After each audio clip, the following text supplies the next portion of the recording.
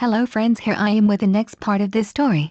I hope you all like the video and subscribe to my channel. So let's start the video. First of all, here its summary. Naruto saves Ino and her team from certain death, but it has been so long since Ino and all her friends have seen the hero of Konoha. How will they all react when they suddenly have their friend back? Pairing Naruto x Ino. I hope you all like the video and subscribe to my channel. Chapter 18, A Visit to Santa Monica Beach and a First Date? The questers quickly entered the cab with Percy in the shotgun seat while Grover, Annabeth and Naruto piled into the back seat. The middle-aged cab driver gave them a raised eyebrow, seeing them as young kids. "Where to?" the driver asked gruffly as he grabbed a cigar out of his pocket and prepared to lit it. "Los Angeles, please," Naruto said politely as the cab driver widened his eyes and nearly dropped his cigar. "Kid, that is at least 300 miles. For that kind of mileage, you are going to have to pay up front," the cab driver said skeptically. Annabeth was about to grab her casino debit card until Naruto took out of his pocket several $50 bills, making the cab driver's eyes almost turn to dollar signs. "This enough?" Naruto asked rhetorically as the cab driver greedily took the money into his hands and nodded several times. "Of course. I will make the trip right away. We're in Los Angeles, my lord," the cab driver asked eagerly as Naruto raised an eyebrow at the title. "Santa Monica Pier," Naruto said before he added, "Get us there fast and you don't need to give me change." The cab driver floored his foot to the gas pedal as everyone but Naruto almost flew out of their seats, even with seatbelts. Naruto looked calm as the driver flew past the city limits, and once he was free to get on the highway he accelerated until he was going about 95 miles per hour. Percy and Grover looked ready to hurl but eventually got it under control while Naruto gently held Annabeth's waist, making her have a faint blush. She smiled gratefully at Naruto, who smiled easily back before he took his hand away. Percy was about to start talking about the quest until Naruto quietly put his finger to his lips. Percy looked confused as Naruto leaned forward and snapped his fingers in front of the cab driver, who got a glazed look in his eyes. "You will keep driving," Naruto told the driver. "I will keep driving," the driver said in monotone. "Anything we say in the cab is just mindless drivel from kids," Naruto said as the driver nodded. "You are not talking about anything serious," the driver agreed. "You will just remember that you got a lot of customers this month and not that one kid gave you all this money," Naruto commended. "I got a lot of customers this month," the driver said. Naruto nodded to himself before he snapped his finger again, causing the glazed look to disappear from the driver's eyes as he continued to drive, looking straight ahead. Percy looked wide-eyed and in awe of him while Grover and Annabeth looked impressed. "Dude, you just did a Jedi mind trick to the driver," Percy exclaimed as Grover and Annabeth looked intrigued. However, Naruto looked confused. "A what?" Naruto asked, utterly confused. "You know from Star Wars?" Percy asked as Naruto still looked confused. "A New Hope? Obi-Wan Kenobi?" Percy elaborated, but frustrated Naruto was not catching on. Naruto still looked confused, so Annabeth decided to try to help him out. "Star Wars is a famous movie series," Annabeth told him as Naruto blinked before nodding. "I see. Yeah, I didn't watch any television or movies growing up," Naruto informed them as the other three questers looked at him like he grew a second head. Naruto grew defensive and raised his hands up. "Hey! I grew up with Artemis and Apollo and the Hunters as my family. Do you think they would want me watch television and waste time?" Naruto told them as they looked up in realization. "And two, I can tell you what mother would say, Naruto. Why would you waste time on such nonsense? If you want entertainment, go outside or read," Naruto told them in a higher-pitched voice to imitate his mom. The guys looked amused at his attempt to mimic his mother while Annabeth giggled. "Alright, alright. So, Naruto, what did you do to the driver?" Annabeth decided to ask and get things back on track. Naruto looked pleased to be back on track as the taxi continued to drive through the Mojave Desert. "I used the mist," Naruto explained as Grover and Annabeth nodded in approval. Percy looked a bit confused. "Mist? You mean that veil or whatever?" Percy asked as Naruto nodded at the condensed answer. "Yeah. If you know how to use it, you can convince mortals of certain things. It even works on demigods to a certain degree, but its effectiveness varies. It is what keeps normal people from knowing that the gods are running the show, basically." Naruto explained as Percy looked satisfied with the answer. Except you. Grover decided to answer as Naruto rolled his eyes. Percy and Annabeth laughed at his expression. I am not the only mortal who can perceive things as the way they are. There are probably plenty of other people who can see through the mist, Naruto commented. Anyways, tell me about the quest, Naruto asked as the other questers decided to fill Naruto in on what happened so far. So, we fought the Furious off but lost our supplies. Percy started as Naruto looked sympathetic. That sucks.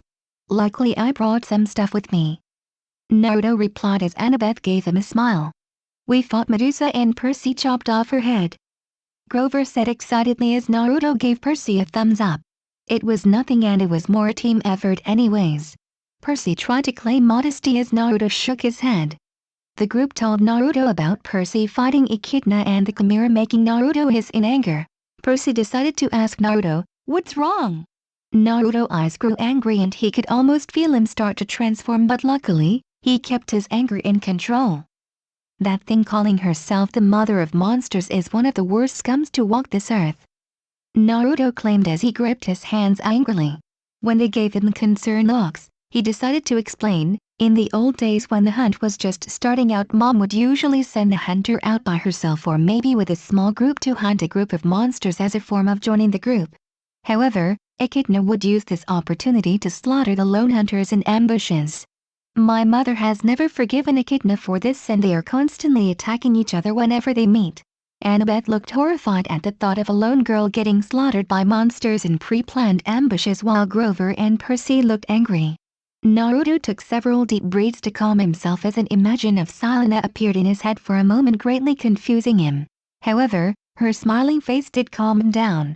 Echidna claimed Zeus sent her to test me, Percy said as Naruto scoffed. Maybe grandfather did do it, but I am sure she just used him to attack you anyways, Naruto commented spitefully while Percy looked annoyed. Next we had to find a stupid shield for that jerk Ares, Percy said as Naruto smiled at the apt decision of the war god. Annabeth and Grover were less pleased at Percy's open disrespect of one of the Olympians. Mom and Dad told me that if Ares was not a child of Zeus himself, he would have been killed long ago and never would have been an Olympian. Don't worry Percy, nobody really likes Ares, Naruto told him assuredly as Percy smirked. Grover and Annabeth expected thunder, but luckily there was nothing outside. To get the shield we had to go to the Ride of Love where we got trapped by a trap meant for Aphrodite and Hephaestus. Talk about embarrassing, Annabeth revealed as Naruto felt uneasy. Mom hates Aphrodite a lot, but I mean, how bad can the goddess of love be, right? Naruto asked as Annabeth scoffed and rolled her eyes. You are only saying that because Selena is a daughter of Aphrodite, Annabeth said in accusation while Percy and Grover chuckled at Naruto's red face. I mean, if Selena is that nice and pretty, how bad can her mom be, right? Naruto mumbled as Annabeth sighed. You only see that because of how close you and Selena are. She is usually polite to boys but would never offer to talk to them in private. She is used to silly boys trying to ask her on dates, Annabeth said condescendingly, and for some reason Naruto saw his mother in her words. Naruto quickly blinked away that very bizarre thought. Naruto was a bit annoyed that such a nice girl like Selena would be hounded by boys he was sure only saw her pretty face and not the amazing girl underneath, but touched Annabeth considered him and Selena rather close. While putting aside Naruto and Selena love problems, Grover said as Naruto denied they had love problems. Ares gave a ride in a truck that transported animals. How evil, Grover claimed as Naruto grit his teeth in anger. His mother was a defender of animals and even though she hunted them she still treated all animals as part of her domains. As her son Naruto felt his blood boil. Any idea what the truck was called? Naruto asked sweetly as a dark aura appeared behind him making everyone shudder. Yeah. Kindness International, Humane Zoo Transport. It was like a 18-wheeler with 2 truckers called Eddie and Morris, Grover informed him nervously. Naruto nodded before he closed his eyes and concentrated. He opened his eyes with a grin. What was that about? Annabeth asked as Naruto just smirked. Just asking a favor, Naruto said with a wink. Meanwhile, in a dusty desert, the mortal police were baffled when they came to investigate an explosion that happened in the middle of the highway. Luckily nobody was hurt, but there were the 2 people inside, Eddie Hansen and Morris Bomber, who were known animal transporter. They had no family, so nobody claimed their charred corpses. What baffled the police was how the truck exploded. There was no evidence to suggest any kind of explosive residue or bomb on the truck. Nobody felt particularly sad the truckers died, as despite the lack of laws actually preventing the trafficking of animals, nobody particularly liked the drivers who did the act. Nobody saw the gold and silver arrow that happened to hit the engine at the same time, causing the explosion. However, one goddess of the hunt felt a sense of gratitude despite how worried she was for her child. Back with the quest, guys, there is something I need to tell you about my dreams last night. Percy spoke up as everyone turned to him. Naruto heard demigods got strange dreams showing them either current events or events from the past. Due to Naruto's unique heritage, he didn't get them, besides Kurama sometimes hijacking his dreams to talk to him. And 3. Percy quickly told them about his dream with the voice and the pit, making Naruto both intrigued and worried. Annabeth, however, seemed far more confident on what the dream meant. "You said the voice was called the Rich One, right?" Annabeth asked as Percy looked thoughtful, trying to remember. "I think so. Or maybe it was Crooked One," Percy said as he looked a bit confused. "It must have been Rich One, as Hades is the god of the underworld and riches," Annabeth said with her eyes blazing with confidence. Naruto looked less certain while Grover looked like he agreed with Annabeth. "Your dream sounds like Hades' throne room, or at least from what people say," Grover told him while Percy still looked a bit uncertain. "I dunno. The main focus was on the pit in the dream," Percy told them as Annabeth still looked resolute. "It has to be Hades. It has to be," Annabeth whispered while Naruto felt sympathy. He assumed Annabeth needed to blame Hades for what happened to Thalia, although Naruto was sure they were missing something. Why would Hades want the bolt anyways? If he already has it, why send his minions after you? Naruto decided to ask. Annabeth already deemed to have an answer ready in her head. Maybe the thief lost the bolt and Hades wants it back? As gods cannot steal the weapons themselves, so maybe the thief plundered it for Hades? Annabeth suggested as Grover looked convinced. But in the dream, whatever it was, mentioned 2 weapons. "The bolt is one, what is the other?" Percy asked as Annabeth looked troubled. "Doesn't matter. We have to go to the underworld and Hades has to be the culprit. We don't have the time to worry about anything else," Annabeth said, trying to reassure herself. Naruto had to agree. Even with him getting them out of the hotel, they barely had any time to spar before Zeus decided to declare war. They passed a sign said California State Line 12 miles. A short while later they got out of the cab while the driver was in a daze. "Yeah, how did I get here?" "Oh well, more customers," the driver said, deciding it was not important he was not in Las Vegas anymore or how he suddenly had many more bills than before. The group quickly noticed the stench of the beach at Santa Monica. They noticed carnival rides, guys surfing and homeless men sleeping on the beach. "Okay Percy, we are here. Now what?" Naruto asked his friend, who looked around before he stepped into the water. Annabeth was instantly worried. "Percy, the water looks toxic," Annabeth said before Percy completely walked into the water without complaints. Naruto shrugged and said, "I am sure the son of the sea god will be okay in any kind of water." This eased Annabeth's worries a bit, especially when they did not see Percy submerge instantly. Naruto saw his friends look a bit hungry despite their best efforts not to, so he decided to offer to help them out. "Guys, I will buy us something to eat and drink from that snack bar here tide, okay?" Naruto told them as Grover and Annabeth nodded. Naruto quickly unsealed some chips from a scroll he kept on him as Annabeth looked wide-eyed trying to figure out how his sealing worked. He tossed the chips at Annabeth and Grover before he walked off. Naruto then casually walked to the snack bar and secretly groaned. The line was at least several dozen people, so it would take way more time than he would like just to get some food and drinks for his teammates. He quickly ducked into an alley and summoned a shadow clone that looked like him but had red hair instead. The clone groaned before lining up while Naruto happily walked around. He figured he deserved to sightsee for a bit while his clone did the hard work. He was about to go the carnival until he felt an urging to go a table that was far away from everyone. And 4. Naruto walked to the table and felt his breath leave him as he saw a very pretty girl sitting there looking bored. It was a young girl who looked about a year younger than him but still very pretty. She had darker colored skin, making him guess at least one of her parents was Native American, along with choppy dark hair. She was wearing faded blue jeans, a purple shirt and a light black jacket. What really amazed Naruto was her eyes almost seemed to change colors, as one second they were blue, then green, and then brown. It reminded him of a kaleidoscope. Piper took a look at the boy who was standing in front of her, looking at her intently, and she instantly felt herself get flustered. She considered herself a tomboy as she never wore any jewelry or makeup, but she instantly felt her heart throb a bit at the blonde blue-eyed boy. "Hi, can I help you? My name is Piper," Piper asked kindly as she regained her face coloring. She held back her last name, so hopefully the blonde would not treat her differently just because of her stupid actor father. Little did she know Naruto would not gotten the reference even if her last name was known. Naruto gulped before answering. "Nice to meet you, Piper. My name is Naruto," Naruto said, putting his hand out in greeting. Piper grinned before gasping his hand in return. They both enjoyed the feeling of the other's hands before Piper pulled away. "So, what are you doing here, Naruto?" Piper asked curiously as Naruto next to her in their empty table. Naruto smiled mysteriously before saying, "Oh, my friend is going for a swim and I am just waiting for him to finish."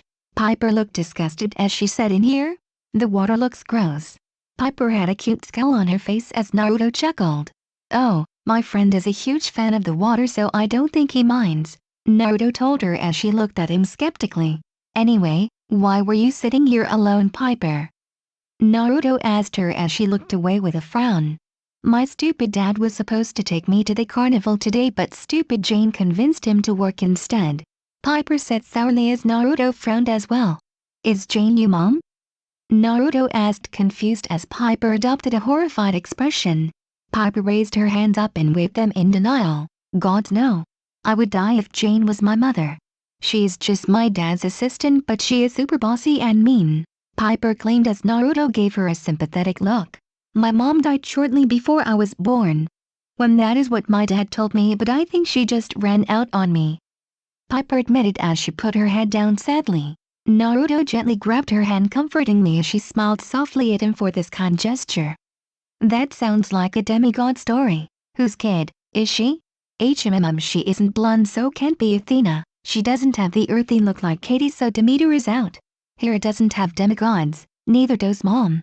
Maybe she is like Silena and a daughter of Aphrodite? She is pretty enough," Naruto thought to himself as he gazed into Piper's eyes. He rather liked the color of her eyes, and he felt something like when he was talking to Silena, despite the girls looking nothing alike. Little did he know Piper was taking the time to gaze into his eyes. She liked how calm and warm his blue eyes were, and she also liked his whiskers, which she thought were odd but very cute. Back on Olympus, Aphrodite was sitting calmly on her throne while Artemis once again was threatening to castrate Apollo for letting Naruto on the quest. The gods were astounded that Apollo had let Naruto pass and sneak onto the quest, with him defending his actions as helping the inexperienced questers get the Master Bolt back. Aphrodite took special delight in claiming that Naruto went on to save his crush Annabeth, much to Artemis and Athena's ire. She didn't care what the maiden goddesses thought of her after all, but she did like Naruto being a special one in her eyes, as she could tell he was going to have a very full love life despite his mother's attempts. Aphrodite had a self-satisfied smirk in her eyes as she watched Piper and Naruto look unknowingly lovingly into each other's eyes. She felt bad for one of her youngest children being lonely all the time, so she slightly manipulated Naruto to happen to go to where Piper was sitting. She could already feel a connection brewing, which made her feel happy in a prideful way and in a smaller way happy for her child. Artemis saw the smirk on her rival and glared at the love goddess.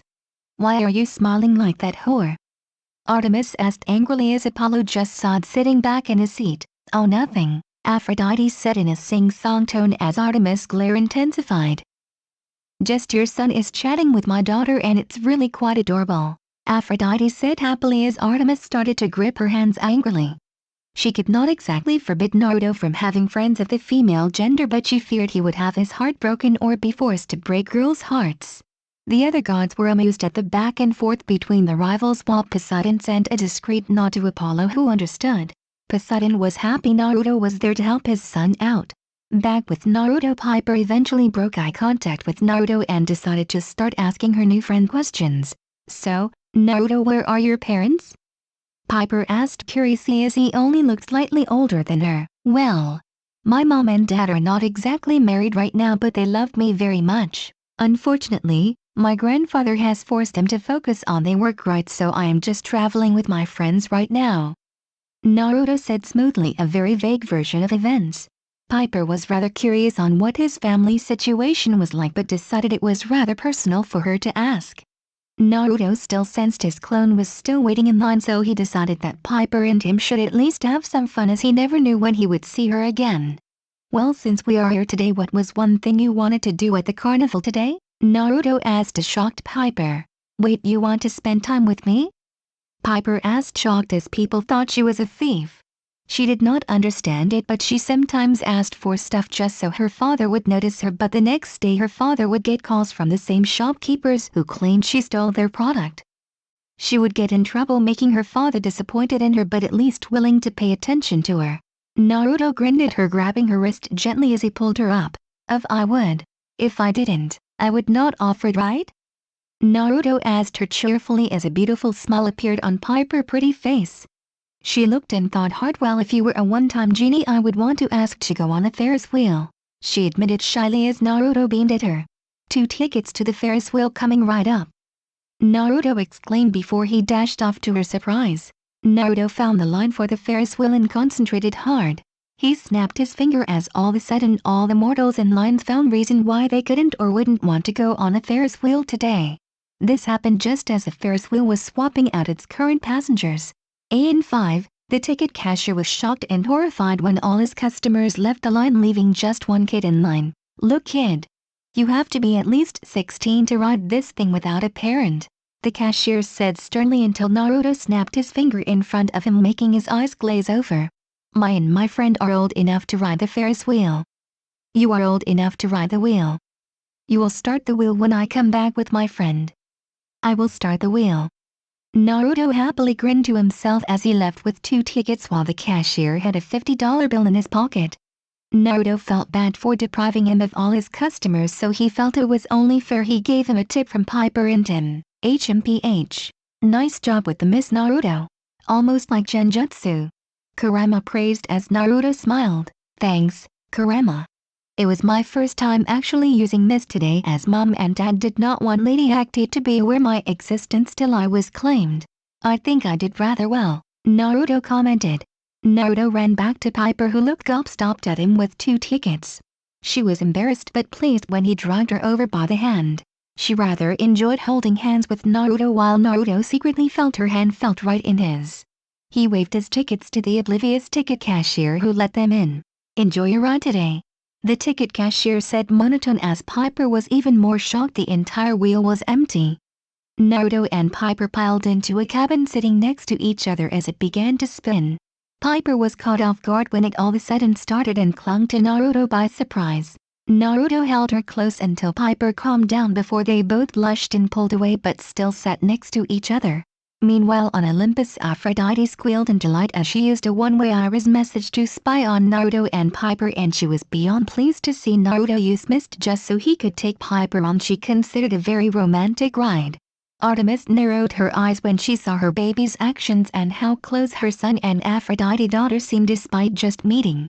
Apollo had a secret proud smile on his face as he could see Piper would grow up to be quite a looker, and it seemed Naruto had unintentionally made seats in her heart. "My baby's first date.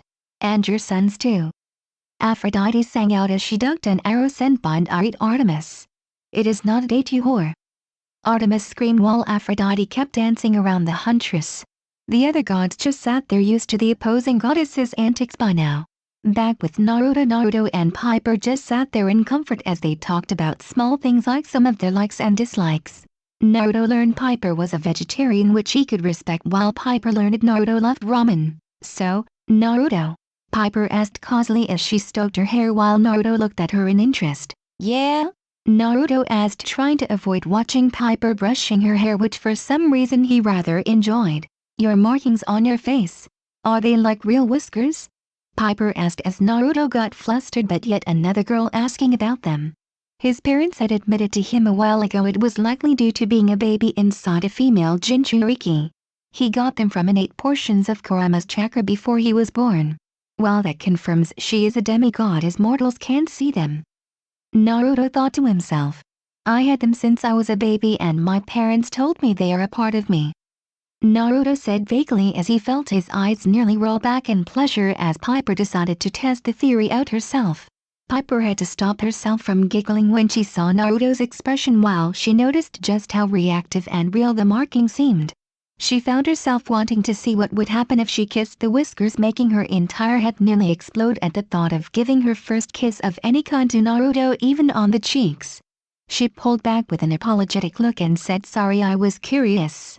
Naruto regained his expression and smiled and just said, "Don't worry about Piper." Naruto and Piper stared into each other's eyes for another minute just as the wheel slowed down, showing the ride was about to be over. They pulled away just as the ride ended and walked out. As soon as Naruto left, crowds of people went back in line with them, none the wiser. "That was so much fun," Piper exclaimed happily as Naruto sent her a grin. "It sure was. I am glad I got to meet you today, Piper," Naruto told her as Piper blushed. "I am glad to meet you too, Naruto," Piper admitted as they awkwardly avoided each other's eyes. Naruto felt his clone send him a signal meaning it was time to leave, to his regret. "Well, I think my friends are ready to leave, so I best be off," Naruto said with clear sadness as Piper looked sad too to see her new friend leave so soon.